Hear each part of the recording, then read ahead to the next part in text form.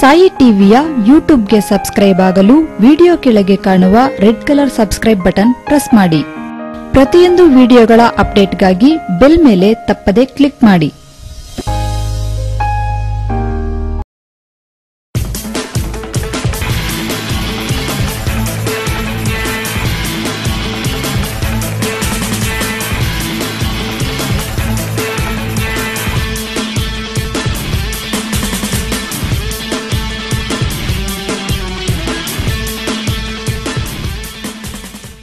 Sai TV ಜಿಲ್ಲಾ ಸುದ್ದಿಗೆ ಸ್ವಾಗತ. ಮಂಡ್ಯ ವಿಧಾನಸಭಾ ಕ್ಷೇತ್ರದ ವಿವಿಧ ಅಭಿವೃದ್ಧಿ ಕಾಮಗಾರಿಗಳಿಗೆ ಚಾಲನೆ, ಶಿಲಾನ್ಯಾಸ ಹಾಗೂ ಉದ್ಘಾಟನೆ ಸಮಾರಂಭವು ನಗರದ ಸರ್ಕಾರಿ ಮಹಾವಿದ್ಯಾಲಯ ಕಾಲೇಜು ಆವರಣದಲ್ಲಿ ನಡೆಯಿತು. ಬಹಳ ದಿನಗಳ ನಮ್ಮೆಲ್ಲರ ನಿರೀಕ್ಷೆ ಈ ಜಿಲ್ಲೆಗೆ ಒಂದು ವಿಶೇಷವಾದಂತ ರೀತಿಯಲ್ಲಿ ಅಭಿವೃದ್ಧಿ ಆಗಬೇಕು ಅಂತ ಹೇಳಿ ಕಳೆದ ವಿಧಾನಸಭಾ ಚುನಾವಣೆಯಲ್ಲಿ 7 ವಿಧಾನಸಭಾ ಕ್ಷೇತ್ರದಲ್ಲೂ ಕುಮಾರಣ್ಣ ಅವರನ್ನ ಕೈಬಲಪಡಿಸಲಿಕ್ಕೆ ವಿವಿಧ ಅಭಿವೃದ್ಧಿ ಕಾಮಗಾರಿಗಳ ಉದ್ಘಾಟನೆ ಮತ್ತು ಶಂಕುಸ್ಥಾಪನೆಯ ಅಡಿಗಲ್ಲುಗಳನ್ನು ಇದೀಗ ಪ್ರದರ್ಶನ ಮಾಡ್ತಾ ಇದ್ದಾರೆ. ವೇದಿಕೆಯ ಬಲಭಾಗದಲ್ಲಿ ಎಲ್ಲ ಅಡಿಗಲ್ಲುಗಳಿಗೆ ಪ್ರದರ್ಶನ. ವಿವಿಧ ಇಲಾಖೆಗಳ ಅಭಿವೃದ್ಧಿ ಕಾಮಗಾರಿಗಳ ಶಂಕುಸ್ಥಾಪನೆ ಮತ್ತು ಉದ್ಘಾಟನೆ.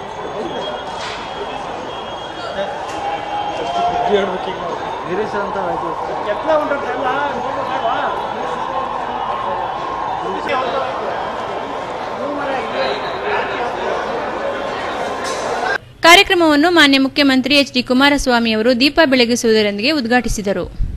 ನೆರವೇರ್ತಾ ಇದೆ.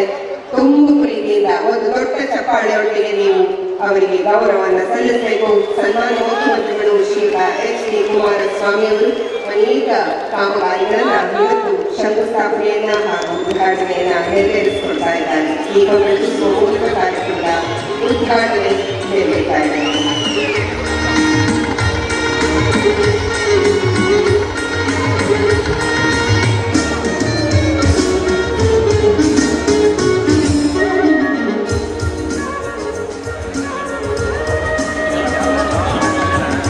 ಅಡಿಗಲ್ಲುಗಳನ್ನ ಪ್ರದರ್ಶನ ಮಾಡುವ ಮೂಲಕ ಒಂದು ನಂತರ ಮಾತನಾಡಿದರು. ಮೊದಲನೇದಾಗಿ ಮಂಡ್ಯ ಜಿಲ್ಲೆಯ ಜನತೆಯ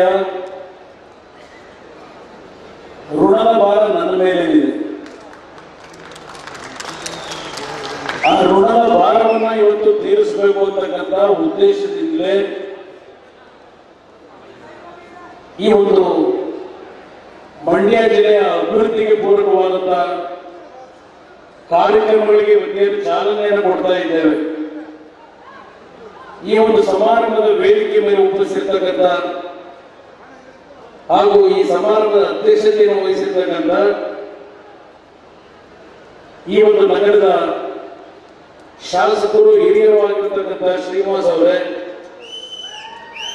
ಜಿಲ್ಲಾ ಉಸ್ತುವಾರಿ ಸಚಿವರು ಆತ್ಮೀಯರು ಆಗಿರ್ತಕ್ಕಂಥ ಸನ್ಮಾನ್ಯ ಪುಟ್ಟರಾಜು ಅವರೇ, ಮತ್ತೊಬ್ಬ ಹಿರಿಯರು ಸಾರಿಗೆ ಸಚಿವರು ಆಗಿರ್ತಕ್ಕಂಥ ಸನ್ಮಾನ್ಯ ತಮ್ಮಣ್ಣ ಅವರೇ, ಲೋಕಸಭೆ ಸದಸ್ಯರಾಗಿರ್ತಕ್ಕಂಥ ಶಿವರಾಮೇಗೌಡ್ರೆ, ಶಾಸಕ ಮಿತ್ರಗಳಾಗಿರ್ತಕ್ಕಂಥ ನಾರಾಯಣಗೌಡ್ರೆ, ಸುರೇಶ್ ಗೌಡ್ರೆ, ಡಾಕ್ಟರ್ ಅನ್ಲಾನಿ ಅವರೇ, ಮತ್ತೊಬ್ಬ ಸಚಿವರು ನನಗೆ ಹಿರಿಯರು ಆಗಿರ್ತಕ್ಕಂಥ ಜಿ ಟಿ ದೇವೇಗೌಡ್ರೆ, ವಿಧಾನ ಪರಿಷತ್ತಿನ ಮಾಜಿ ಉಪಸಭಾಪತಿಗಳು, ವಿಧಾನ ಪರಿಷತ್ತಿನ ಸದಸ್ಯರಾಗಿರ್ತಕ್ಕಂಥ ಬಲಿತಿಪ್ಪೇಗೌಡ್ರೆ, ಶ್ರೀಕಂಠೇಗೌಡ್ರೆ, ಅಪ್ಪಾಜಿಗೌಡ್ರೆ, ವೇದಿಕೆ ಮೇಲೆ ಉಪಸ್ಥಿತಕ್ಕಂಥ ಎಲ್ಲ ಸ್ಥಳೀಯ ಸಂಸ್ಥೆಗಳ ಚುನಾಯಿತ ಪ್ರತಿನಿಧಿಗಳೇ, ಆತ್ಮೀಯರಾಗಿರ್ತಕ್ಕಂಥ ರಮೇಶ್ ಅವರೇ, ವೇದಿಕೆ ಮೇಲೆ ಉಪಸ್ಥಿತಕ್ಕಂಥ ಎಲ್ಲ ಸರ್ಕಾರದ ವಿವಿಧ ಇಲಾಖೆಯ ಹಿರಿಯ ಅಧಿಕಾರಿ ವರ್ಗದ ಬಂಧುಗಳೇ, ಈ ಸಮಾರಂಭದಲ್ಲಿ ಭಾಗವಹಿಸಿರ್ತಕ್ಕಂಥ ಮಂಡ್ಯ ಜಿಲ್ಲೆಯ ಎಲ್ಲ ನನ್ನ ತಂದೆ ತಾಯಿದ್ರೆ, ಯುವಕ ಮಿತ್ರರೇ ಹಾಗೂ ಮಾಧ್ಯಮದ ಮಿತ್ರರೇ, ಪ್ರಥಮವಾಗಿ ನಾನು ಮಂಡ್ಯ ಜಿಲ್ಲೆಯ ಕೆಲವು ಮಾಧ್ಯಮದ ಮಿತ್ರರು ಈ ಜಿಲ್ಲೆಯ ಅಭಿವೃದ್ಧಿಗೆ ಹಲವಾರು ವರ್ಷಗಳಿಂದ ಕೆಲವು ಲೋಪಗಳಿರ್ತಕ್ಕಂಥ ವಿಷಯಗಳನ್ನ ಅವರ ಒಂದು ಲೇಖನದಲ್ಲಿ ಬರೆದಿರ್ತಕ್ಕಂಥದ್ದು ನನ್ನ ಗಮನದಲ್ಲಿದೆ.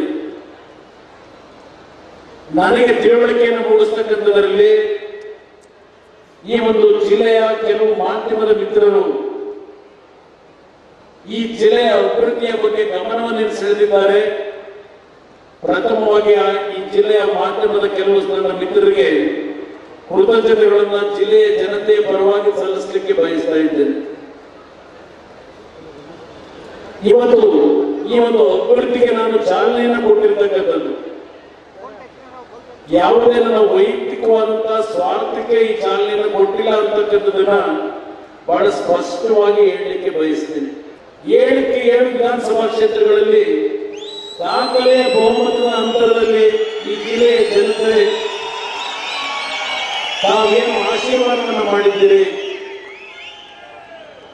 ನಿಮ್ಮ ಆಶೀರ್ವಾದ ಬಲದಿಂದ ಇವತ್ತು ಈ ಜಾಗದಲ್ಲಿ ನಿಂತು ಈ ನಾಡಿನ ಮುಖ್ಯಮಂತ್ರಿಯಾಗಿ ಕೆಲಸವನ್ನು ಮಾಡ್ತಾ ಇದ್ದೇನೆ. ಅದಕ್ಕೆ ಪ್ರಮುಖವಾದಂತಹ ಕಾರಣಕರ್ತರು ಈ ಜಿಲ್ಲೆಯ ಮಹಾ ಜನತೆ ಇರ್ತಕ್ಕಂಥದ್ದನ್ನ ನನ್ನ ಕೊನೆಯ ಉಸಿರಿನವರೆಗೂ ಮರೆಯತಕ್ಕಂಥವರಲ್ಲ. ಒಂದು ಉದಾಹರಣೆ ಕೊಡ್ತಾ ಇದ್ದೇನೆ. ಇವತ್ತು ಮೈಸೂರು ಕಾರ್ಖಾನೆ ಈಗಾಗಲೇ ಕಳೆದ 10 ವರ್ಷಗಳಲ್ಲಿ 350-400 ಕೋಟಿ ಹಣ ಖರ್ಚು ಮಾಡಿದ್ದೇವೆ. ಆದರೆ ನಮ್ಮ ರೈತರಿಗೆ ಇವತ್ತು ಆ ಕಾರ್ಖಾನೆಯಿಂದ ಯಾವೊಂದು ಬಳಕೆ ಆಗಬೇಕಾಗಿದೆ, ಉಪಯೋಗ ಆಗಬೇಕಾಗಿದೆ. ನಿಮ್ಮಗಳ ಹೆಸರಿನಲ್ಲಿ ಪ್ರತಿ ವರ್ಷ ಸರ್ಕಾರದಿಂದ ಕೊಡ್ತಕ್ಕಂಥ ಹಣ ಯಾರ್ಯಾರೋ ಕಿಸೆಗಳು ಹೋಗಿದೆ, ಅದರ ಬಗ್ಗೆ ಚರ್ಚೆ ಮಾಡೋದಿಲ್ಲ. ಆ ಕಾರ್ಖಾನೆಯನ್ನ ಪುನಶ್ಚೇತನಗೊಳಿಸ್ಲಿಕ್ಕೆ ಆಗಲಿಲ್ಲ ಅಂತ ಹೇಳಿ ಹಲವಾರು ಪ್ರಮುಖರು ಏನ್ ಹೇಳಿದ್ದಾರೆ. ಇವತ್ತು 450 ಕೋಟಿ ರೂಪಾಯಿಗಳ ವೆಚ್ಚದಲ್ಲಿ ಹೊಸ ಕಾರ್ಖಾನೆಯನ್ನ ಇವತ್ತು ಮಂಡ್ಯ ಜಿಲ್ಲೆಯ ನನ್ನ ರೈತ ಬಂಧುಗಳಿಗೆ ಕೊಡಬೇಕು ಅಂತ ಹೇಳಿ ಈಗಾಗಲೇ ಮೊದಲನೇ ಹಂತದಲ್ಲಿ 100 ಕೋಟಿ ರೂಪಾಯಿಗಳನ್ನ ಈಗಾಗಲೇ ಮೊನ್ನೆಯ ಬಜೆಟ್ ನಲ್ಲಿ ಘೋಷಣೆ ಮಾಡಿದ್ದೇನೆ. ಏಪ್ರಿಲ್ ಮೇ ತಿಂಗಳಿನಲ್ಲಿ ಅದಕ್ಕೆ ಚಾಲನೆಯನ್ನು ಕೊಡ್ತಾ ಇದ್ದೇನೆ. ಒಂದು ಹೊಸ ಕಾರ್ಖಾನೆ ನನ್ನ ರೈತರಿಗೆ ಉತ್ತಮವಾದಂತಹ ಕಬ್ಬಿನ ಬೆಲೆ ದೊರಕಬೇಕು. ಈ ಜಿಲ್ಲೆಯಲ್ಲಿ ಪ್ರತಿ ಹಳ್ಳಿಗೆ ಕಾವೇರಿ ನೀರು ಇವತ್ತು ನಿಮ್ಮ ಮನೆಯ ಬಾಗಿಲಿಗೆ ತಂದುಕೊಡಬೇಕು. ಪರಿಶುದ್ಧವಾದಂತಹ ನೀರು ಈ ಒಂದು ಜಿಲ್ಲೆಯ ಪ್ರತಿ ಹಳ್ಳಿಯ ಮನೆಗೆ ಕೊಡಬೇಕು ಅಂತ ಹೇಳಿ ಸುಮಾರು 1,500 ಕೋಟಿ ರೂಪಾಯಿಗಳ ವೆಚ್ಚದಲ್ಲಿ ಈ ಜಿಲ್ಲೆಯ ಪ್ರತಿಯೊಂದು ಹಳ್ಳಿಗೆ ಕುಡಿಯ ನೀರಿನ ಕಾವೇರಿ ನದಿಯಿಂದ ಕೊಡ್ತಕ್ಕಂಥ ಕಾಮಗಾರಿಗೆ ಚಾಲನೆಯನ್ನು ಕೊಡ್ತಾ ಇದ್ದೇನೆ. ದೇಶ ತಿರುಗಿ ನೋಡ್ತಕ್ಕಂಥ ರೀತಿಯ ಒಂದು ಯೋಜನೆ ಇದೆ.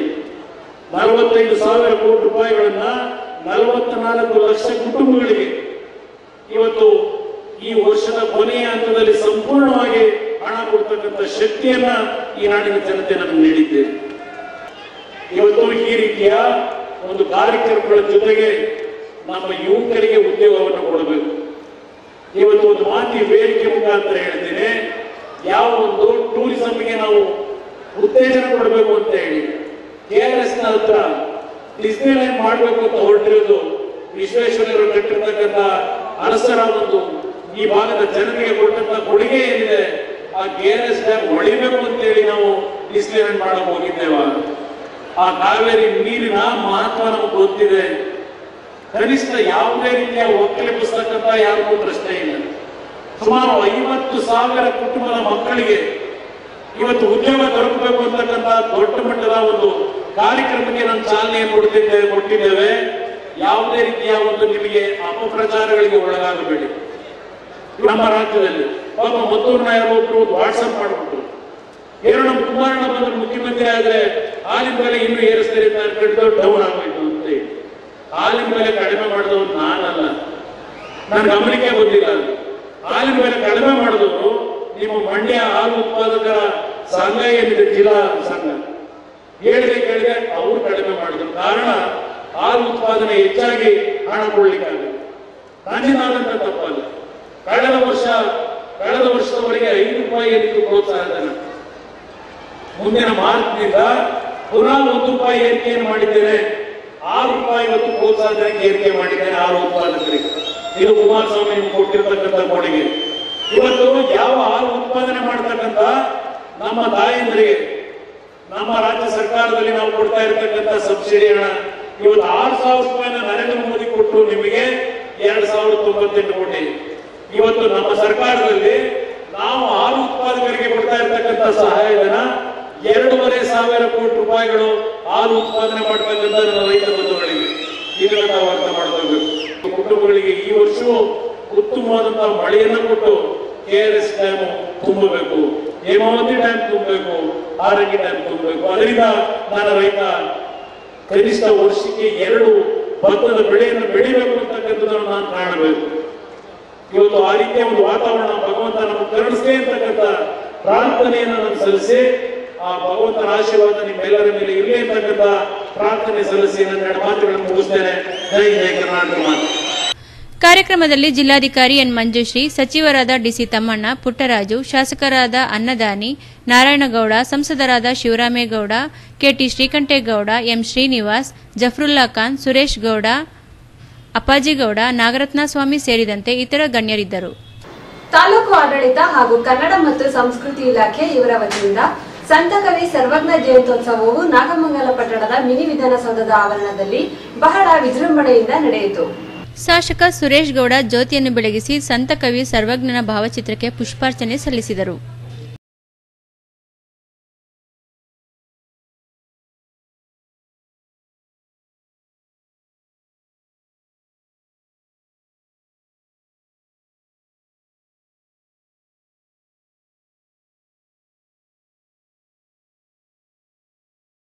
ಇದೇ ಸಮಾರಂಭದಲ್ಲಿ ಮಹಮ್ಮದ್ ಕಲೀಂ ಉಲ್ಲಾ ಸೇರಿದಂತೆ ವಿವಿಧ ಕಲಾವಿದರನ್ನು ಶಾಸಕ ಸುರೇಶ್ ಗೌಡ ಸನ್ಮಾನಿಸಿದರು.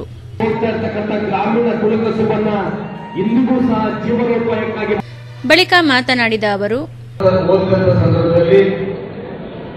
ಅಲ್ಲಿ ಸಿಗ್ತಕ್ಕಂಥ ಅರ್ಥಗಳು ಬಹುತೇಕ ಮಾನವ ಕುಲದಲ್ಲಿ ಹುಟ್ಟಿದಂತಹ ಪ್ರತಿಯೊಂದು ಜೀವಿಯೂ ಸಹ ಅಳವಡಿಸಬೇಕಾದಂತಹದ್ದು ಬಹಳ ಅವಶ್ಯಕತೆ ಇರ್ತಕ್ಕಂಥದ್ದು.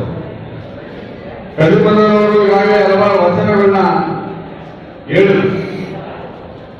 ಅದೆಲ್ಲೋ ಒಂದು ಕಡೆ ನಾವು ಇತಿಹಾಸವನ್ನ ಮರೆತಕ್ಕಂಥ ಕೆಲಸವನ್ನ ಮಾಡ್ತಾ ಇರ್ತೀವಿ. ಇವತ್ತು ಸರ್ಕಾರಗಳು, ಅದು ಆ ಸರ್ಕಾರ ಈ ಸರ್ಕಾರದ ಪ್ರತಿಯೊಂದು ಸರ್ಕಾರಗಳು ಸಹ ಇಂಥ ಅತ್ಯುತ್ತಮವಾದ ವ್ಯಕ್ತಿಗಳನ್ನ ಮರಿಬಾರದು. ಜೊತೆಗೆ ದೇವರ ಸಮಾನರು ಈಗಾಗಲೇ ತಮಿಳುನಾಡಲ್ಲಿ ಮತ್ತು ಆಂಧ್ರ ಪ್ರದೇಶದಲ್ಲಿ ಹೇಗೆ ಅಲ್ಲಿರ್ತಕ್ಕಂಥ ತಿರುವಣ್ಣವರನ್ನ ನೆನೆಸ್ಕೊಳ್ತಾರೋ ಅದೇ ರೀತಿ ಸರ್ವಜ್ಞರು ಸಹ ನಾವು ನೆನೆಸ್ಕೊಳ್ಬೇಕಾಗ್ತದೆ. ಸರ್ವಜ್ಞರವರು ಅಂದರೆ ಸಂಸ್ಕೃತವನ್ನ ಸಂಪೂರ್ಣವಾಗಿ ತಿಳ್ಕೊಂಡಿದ್ದವರು ಒಬ್ಬರಿರ್ತಕ್ಕಂಥ ಅರ್ಥ. ನಂತರ ತಹಶೀಲ್ದಾರ್ ಎಂವಿ ರೂಪಾ ಮಾತನಾಡಿದರು. ಅಂದ್ರೆ ಒಂದು ಕನ್ನಡ ಸಾಹಿತ್ಯದ ಒಂದು ವಚನಕಾರರಲ್ಲಿ ಅತ್ಯುನ್ನತ ಒಂದು ಶ್ರೇಷ್ಠ ಸಾಧನೆಯನ್ನ ಮಾಡಿದಂತಹ ಒಂದು ಕವಿ, ಧೀಮಂತ ಕವಿ ಅಂತಾನೆ ಹೇಳ್ಬೋದು.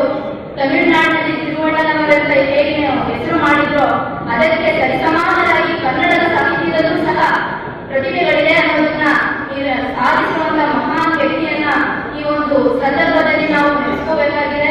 ಇವರ ಒಂದು ಏನು ನಡೆದಂತಹ ದಾರಿಯಲ್ಲಿ, ಕನ್ನಡ ಒಂದು ಸಾಹಿತ್ಯದ ದಾರಿಯಲ್ಲಿ ಏನು ಒಂದು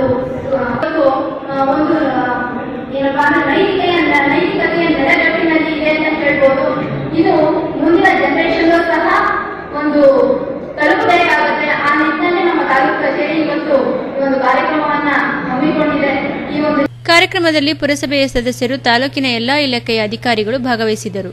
ಮಂಡ್ಯ ಜಿಲ್ಲಾ ಸಹಕಾರ ಕೇಂದ್ರದ ಹಲಗೂರು ಶಾಖೆಯಲ್ಲಿ ನಬಾರ್ಡ್ ಮತ್ತು ಎಂಬಿಸಿಸಿ ಬ್ಯಾಂಕ್ ಇವರ ಸಹಯೋಗದಲ್ಲಿ ಆರ್ಥಿಕ ಸಾಕ್ಷರತಾ ಕಾರ್ಯಕ್ರಮವನ್ನು ಶಾಖೆಯ ವ್ಯವಸ್ಥಾಪಕರಾದ ಬಿಕೆ ಸತೀಶ್ ಉದ್ಘಾಟಿಸಿದರು.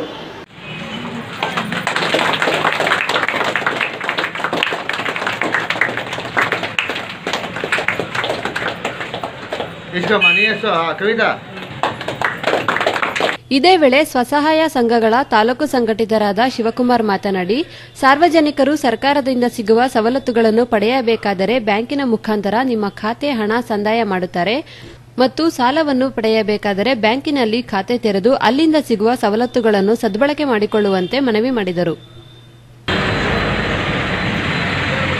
ಬ್ಯಾಂಕಲ್ಲಿ ಒಂದು ಉಳಿತಾಯ ಖಾತೆಯನ್ನು ತೆರೆಯುವುದರ ಮೂಲಕ ವ್ಯವಹಾರವನ್ನು ಪ್ರಾರಂಭ ಮಾಡಿದ್ರೆ ಒಬ್ಬ ಬ್ಯಾಂಕಿನ ಉತ್ತಮ ಗ್ರಾಹಕರು ಅನಿಸ್ಕೊಂಡವ್ರಿಗೆ ಬ್ಯಾಂಕಿನಿಂದ ಏನೇನು ಸೌಲಭ್ಯಗಳಿದೆ, ಸಾಲ ಸೌಲಭ್ಯ ಆಗಿರ್ಬೋದು, ಇನ್ನಿತರ ಎಲ್ಲ ರೀತಿಯಾದಂಥ ಸೌಲಭ್ಯವನ್ನು ಕೊಡಬೇಕು ಅನ್ನುವಂಥ ದೃಷ್ಟಿಯಿಂದ ಇವತ್ತು ಎಲ್ಲೆಡೆ ಪ್ರತಿಯೊಬ್ಬ ವ್ಯಕ್ತಿಯನ್ನು ಬ್ಯಾಂಕಿಂಗ್ ವ್ಯಾಪ್ತಿಗೆ ತರಬೇಕು ಅನ್ನುವಂಥದ್ದು. ಇವತ್ತು ರೈತ ವರ್ಗಕ್ಕೆ ಸಾಲ ಸೌಲಭ್ಯ ಕೊಡುವಂಥ ಸಂದರ್ಭದಲ್ಲಿ, ಹಾಲಿನ ಹಣವನ್ನು ಕೊಡುವಂಥ ಸಂದರ್ಭದಲ್ಲಿ, ಸ್ವಸಹಾಯ ಸಂಘಗಳಿಗೆ ಸಾಲ ಸೌಲಭ್ಯವನ್ನು ಕೊಡುವಂಥ ವಿಚಾರದಲ್ಲಿ, ಇನ್ನಿತರ ಎಲ್ಲ ಸಾಲ ಸೌಲಭ್ಯಗಳನ್ನು ಕೊಡುವಾಗ ಇವತ್ತು ಬ್ಯಾಂಕ್ಗಳು ಅತಿ ಹೆಚ್ಚಿನ ಮುತುವರ್ಜಿಯನ್ನು ವಹಿಸಿ ನೀಡ್ತಾ ಇದೆ. ಅದನ್ನು ಗ್ರಾಹಕ ಬಂಧುಗಳು ಸದ್ಬಳಕೆಯನ್ನು ಮಾಡಿಕೊಂಡು ಅಭಿವೃದ್ಧಿಯನ್ನು ಹೊಂದಿದ್ರೆ ಈ ದೇಶ ಅಭಿವೃದ್ಧಿಯನ್ನು ಹೊಂದಿದ ರೀತಿಯಲ್ಲಿ ಅನ್ನುವಂಥ ದೃಷ್ಟಿಯನ್ನು ಇಟ್ಕೊಂಡು ಇವತ್ತು ಹಲವಾರು ಕಾರ್ಯಕ್ರಮಗಳನ್ನು ತರ್ತಾ ಇದ್ದೀವಿ. ಈ ಸಂದರ್ಭದಲ್ಲಿ ಬ್ಯಾಂಕಿನ ಸಿಬ್ಬಂದಿಯವರಾದ ಶ್ರೀಕಾಂತ್, ಅಂಕಿತಾ, ಆಶಾ, ಕವಿತಾ, ಸ್ವರೂಪ ಮತ್ತು ಸ್ವಸಹಾಯ ಸಂಘದ ನಾಗೇಶ್ ಸೇರಿದಂತೆ ಮತ್ತಿತರರಿದ್ದರು. ಕರ್ನಾಟಕ ರಾಜ್ಯ ಅಂಗವಿಕಲರ ಕ್ರೀಡಾ ಸಂಸ್ಥೆ, ಜಿಲ್ಲಾ ಪ್ಯಾರಾ ಒಲಿಂಪಿಕ್ಸ್ ಅಸೋಸಿಯೇಷನ್, ಯುವ ಸಬಲೀಕರಣ, ಕ್ಷೀರಸಾಗರ ಮಿತ್ರಕೂಟ ಇವರ ಸಹಯೋಗದಲ್ಲಿ ಪುರುಷ ಮತ್ತು ಮಹಿಳೆಯರ ಸಿಟ್ಟಿಂಗ್ ವಾಲಿಬಾಲ್ ಚಾಂಪಿಯನ್ಶಿಪ್ ಕ್ರೀಡಾಕೂಟವನ್ನು ನಗರದ ಪಿಇಟಿ ಒಳಾಂಗಣ ಕ್ರೀಡಾಂಗಣದಲ್ಲಿ ಆಯೋಜಿಸಲಾಗಿತ್ತು. ವಿಧಾನ ಪರಿಷತ್ ಶಾಸಕರಾದ ಶ್ರೀಕಂಠೇಗೌಡ ಕಾರ್ಯಕ್ರಮವನ್ನು ಉದ್ಘಾಟಿಸಿ ಮಾತನಾಡಿದರು.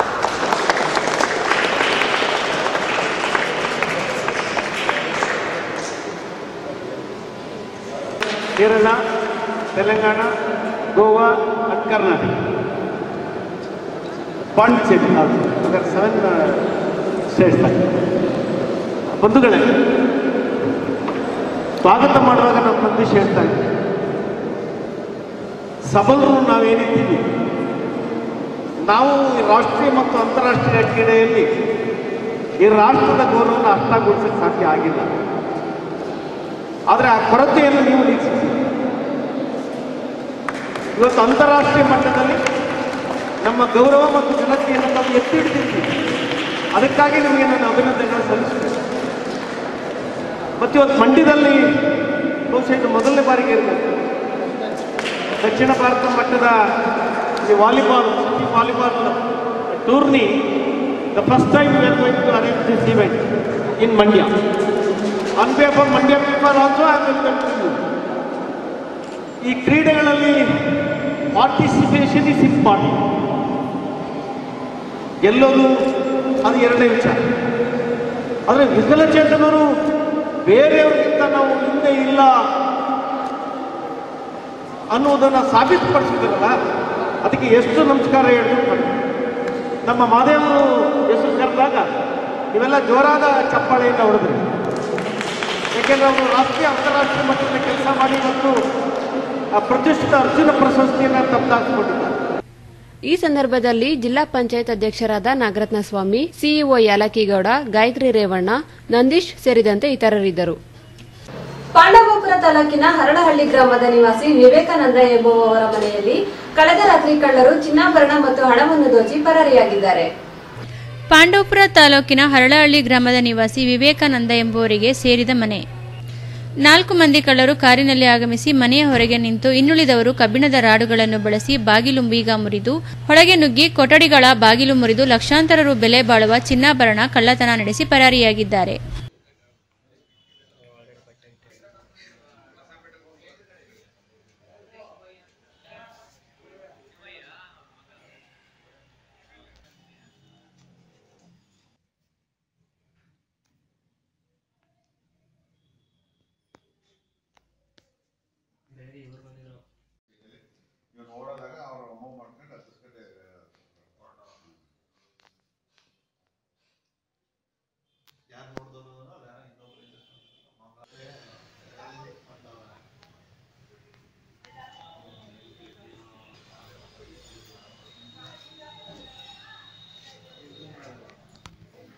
ಸ್ಥಳಕ್ಕೆ ಸಬ್ ಇನ್ಸ್ಪೆಕ್ಟರ್ ಸುಮಾರಾಣಿ ಭೇಟಿ ನೀಡಿ ಪರಿಶೀಲನೆ ನಡೆಸಿದ್ದಾರೆ. ಕೆಆರ್ಪೇಟೆ ತಾಲೂಕಿನ ಕೈಗೋನಹಳ್ಳಿ ಗ್ರಾಮದಲ್ಲಿ ಗ್ರಾಮ ರಕ್ಷಕ ಶ್ರೀ ವೀರಭದ್ರೇಶ್ವರ ದೇವಸ್ಥಾನದ ಜೀರ್ಣೋದ್ಧಾರ ಕಾಮಗಾರಿ ನಡೆಸಲು ಶಾಸಕರಾದ ನಾರಾಯಣಗೌಡ, ವಾಸ್ತುತಜ್ಞ ಡಾಕ್ಟರ್ ಹರೀಶ್ ಭಟ್ ಅವರ ಜೊತೆ ಸಮಾಲೋಚನೆ ನಡೆಸಿದರು.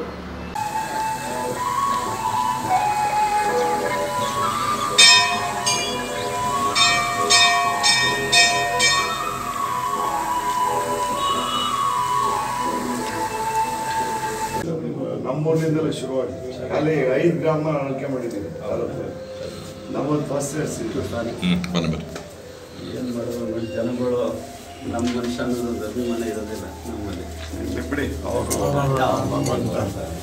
ಭಗವಂತನ ಕರುಣೆ ಇದ್ರೆ ಯಾರೇನು ಹೇಳ್ಬೇಕು. ಗ್ರಾಮ ರಕ್ಷಕ ವೀರಭದ್ರ ಸ್ವಾಮಿಗೆ ವಿಶೇಷ ಪೂಜೆ ಸಲ್ಲಿಸಿ ಅನುಮತಿ ಪಡೆದುಕೊಂಡು ಗ್ರಾಮದ ಮುಖಂಡರೊಂದಿಗೆ ಸಮಾಲೋಚನೆ ನಡೆಸಿದರು.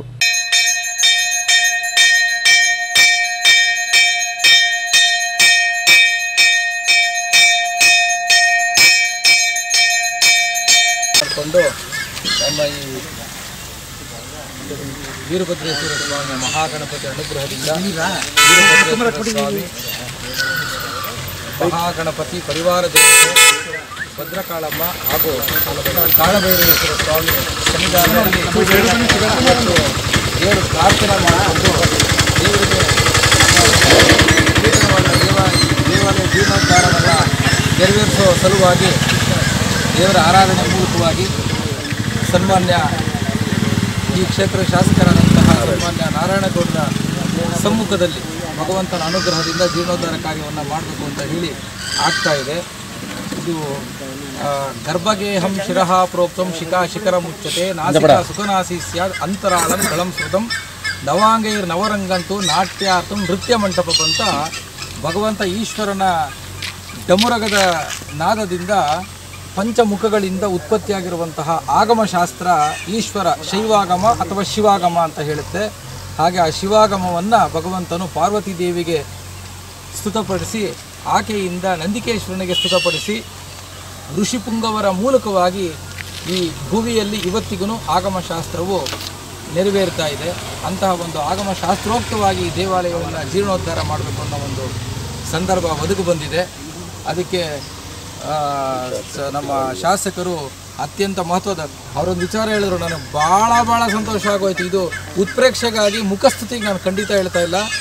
80 ಲಕ್ಷದವರೆಗೂ ಈ ದೇವಾಲಯದ ಒಂದು ಕಟ್ಟಡಕ್ಕೆ ದೇವಾಲಯ ಜೀರ್ಣೋದ್ಧಾರ ಮಾಡೋದಕ್ಕೆ ಸಲುವಾಗಿ ನಿಂತಿದೆ. ಶಾಸಕರ ನಿಧಿಯಿಂದ ಆಗ್ತಾಯಿದೆ ಅಂದರೆ ಸತ್ಯವಾಗಲು ಹೇಳ್ತೀನಿ, ಇದರಂಥ ದೊಡ್ಡ ವಿಚಾರ ಇನ್ನಿಲ್ಲ. ಯಾಕಂದರೆ 5 ಲಕ್ಷ 10 ಲಕ್ಷ ನಾವು ತಗೋಬೇಕಂದ್ರೆ ದೇವಸ್ಥಾನ ಜೀರ್ಣೋದ್ಧಾರ ಮಾಡಬೇಕಾದ್ರೆ ಕಣ್ಕೊಂಡು ಬಿಡಬೇಕು. ಅಂಥದ್ರಲ್ಲಿ ಶಾಸಕರು ಇಷ್ಟೊಂದು ಒಳ್ಳೆ ಅದ್ಭುತವಾದ ಕಾರ್ಯಕ್ರಮ ಮಾಡ್ತಿದ್ರು ಅಂದಾಗಲೇ ನಾನು ಹೇಳಿದೆ, ನನ್ನ ಕೈಲಾದ ಸೇವೆ ನಾನು ಮಾಡಿಬಿಡ್ತೀನಿ ಭಗವಂತನಿಗೆ. ಅವ್ರಿಗೊಂದು ಈ ದೇವಾಲಯ ಭಾಳ ಉತ್ತಮವಾಗಿಯೂ ಗ್ರಾಮಕ್ಕೆ ಯಶಸ್ವಿಯಾಗಿ ಭಕ್ತರಿಗೆ ಕಣ್ತುಂಬ ಕಾಣುವಂಥ ಒಂದು ದೈವ ಸನ್ನಿಧಿಯನ್ನು ನೆರವೇರುವ ಮೂಲಕ ನಮ್ಮ ಶಾಸಕರಿಗೆ ಶಾಶ್ವತವಾಗಿ ಭಗವಂತನು ನಿರಂತರವಾಗಿ ಅನುಗ್ರಹವನ್ನು ಮಾಡುವಂಥ ಸದಾವಕಾಶ ಸಿಕ್ಕಿದೆ ಅಂದರೆ ಇದಕ್ಕಿಂತ ಹೆಚ್ಚಿನ ಉತ್ಪ್ರೇಕ್ಷೆ ಆಗುತ್ತೆ ಮಾತುಗಳು.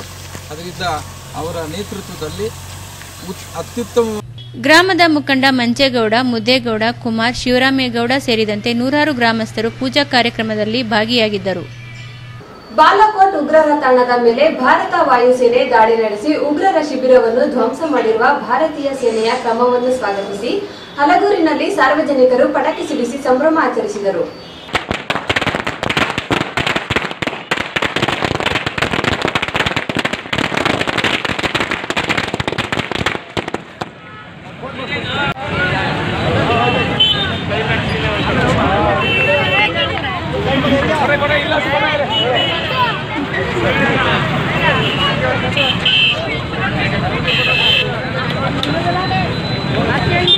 भारत माता की वंदे मातरम, वंदे मातरम, वंदे मातरम, मातरम मातरम, वंदे मातरम, मातरम मातरम, वंदे मातरम. बोला भारत माता की जय, बोला भारत माता की जय. ಭಾರತದ ಸೈನಿಕರಿಗೆ, ಭಾರತದ ಸೈನಿಕ, ಭಾರತ್ ಮಾತಾ ಕಿ ಜೈ. ಭಾರತೀಯ ವೀರ ಸೈನಿಕರಿಗೆ, ಭಾರತೀಯ ವೀರ ಸೈನಿಕರಿಗೆ, बोलो भारत माता की जय, बोलो भारत माता की जय. वंदे मातरम, वंदे मातरम, वंदे मातरम, मातरम मातरम, वंदे मातरम. ಭಾರತದ ಪುಲ್ವಾಮಾ ಪ್ರದೇಶಕ್ಕೆ ಕಳೆದ 14ನೇ ತಾರೀಕು ಪಾಕಿಸ್ತಾನದ ಉಗ್ರರು ಒಂದು 350 kg RDXನ ನಮ್ಮ ಸೇನೆಯ ಬಸ್ ಮೇಲೆ ದಾಳಿ ಮಾಡಿರ್ತಾರೆ. ಆ ಒಂದು ದಾಳಿಯಲ್ಲಿ ನಮ್ಮ ಭಾರತೀಯ 45ಕ್ಕೂ ಹೆಚ್ಚು ಸೈನಿಕರು ಮರಣವನ್ನು ಹೊಂದಿರ್ತಾರೆ. ಆ ಒಂದು ನಮ್ಮ ಸೈನಿಕರ ಹುತಾತ್ಮತೆಗೆ ನಮ್ಮ ಭಾರತೀಯ ಸೇನೆ ಇಂದು ಮುಂಜಾನೆ ಸುಮಾರು 3:30 ವೇಳೆಯಲ್ಲಿ POK ಪಾಕ್ ಆಕ್ಯುಪೈ ಕಾಶ್ಮೀರ್ ಅಂತ ಏನು ನಾವು ಕರಿತೀವಿ ಆ ಒಂದು ಪ್ರದೇಶಕ್ಕೆ ನಮ್ಮ ಒಂದು 12 ಜೆಟ್ ಏರ್ವೇಸ್ಗಳು ಹೋಗಿ ಅಲ್ಲಿ ಸುಮಾರು 6 ಬಾಂಬ್ಗಳನ್ನು ಹಾಕಿ ಅಂದಾಜು 300ಕ್ಕೂ ಹೆಚ್ಚು ಉಗ್ರಗಾಮಿಗಳನ್ನು ಸದೆಬಡಿದಿರ್ತಾರೆ. ಈ ಒಂದು ಕಾರಣಕ್ಕಾಗಿ ನಾವು ಇಡೀ ಭಾರತ ದೇಶಾದ್ಯಂತ ಇವತ್ತು ಸಂಭ್ರಮಾಚರಣೆಯನ್ನು ಆಚರಿಸ್ತಾ ಇದ್ದೀವಿ. ಅದೇ ರೀತಿ ನಾವು ಹಲಗೂರಿನ ಜನತೆ, ನಮ್ಮ ಸೇನೆ ತುಂಬ ಬಲಿಷ್ಠವಾಗಿದೆ. ವಿಶ್ವದಲ್ಲಿ ಅತ್ಯಂತ ಶಕ್ತಿಶಾಲಿಯಾದಂತಹ ಸೇನೆ ನಮ್ಮ ಭಾರತೀಯ ಸೇನೆ. ಅವರು ಮುಂದಿನ ದಿನಮಾನಗಳಲ್ಲಿ ಏನು ಈ ಒಂದು ಪಾಕಿಸ್ತಾನ ತನ್ನ ದುಷ್ಕೃತ್ಯವನ್ನು ನಿಲ್ಲಿಸದೆ ಹೋದರೆ ನಮ್ಮ ಸೇನೆ ಇದಕ್ಕಿಂತ ಹೆಚ್ಚಿನ ರೀತಿಯಲ್ಲಿ ದಾಳಿಯನ್ನು ಮಾಡುತ್ತೆ ಅಂತ ನಾನು ಈ ಒಂದು ಸಂದರ್ಭದಲ್ಲಿ ಹೇಳಲಿಕ್ಕೆ ಇಚ್ಛೆ ಬಯಸ್ತೇನೆ. ಇಂದಿನ ಹವಾಮಾನ ವರದಿ. ಗರಿಷ್ಠ ಉಷ್ಣಾಂಶ 33 ಡಿಗ್ರಿ ಸೆಲ್ಸಿಯಸ್, ಕನಿಷ್ಠ ಉಷ್ಣಾಂಶ 19 ಡಿಗ್ರಿ ಸೆಲ್ಸಿಯಸ್. ಕೆಆರ್ಎಸ್ ಅಣೆಕಟ್ಟೆಯ ನೀರಿನ ಮಟ್ಟ ಒಳಹರಿವು 170 ಕ್ಯೂಸೆಕ್ಸ್,